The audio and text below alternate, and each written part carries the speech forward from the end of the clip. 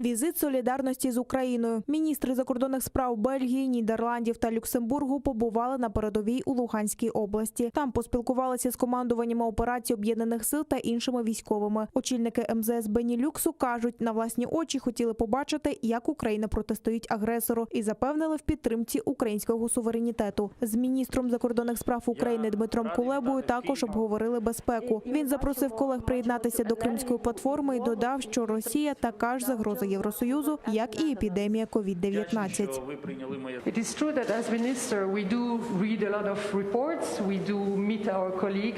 Це правда, що як міністри ми читаємо багато звітів, зустрічаємося з нашими колегами. Але це не те ж саме, що бути на передовій, зустрічатися з людьми, які живуть там і мають захищати кордон.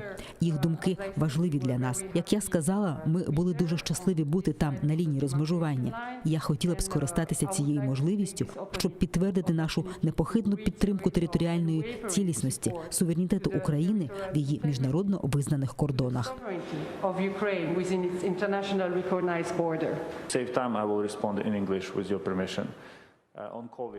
На мій погляд, є два серйозних випробування для солідарності ЄС. Перший – це Росія. Росія весь час кидає виклик солідарності ЄС. І другий – це COVID-19. Образно кажучи, те і інше можна охарактеризувати як пандемію в політиці і в охороні здоров'я.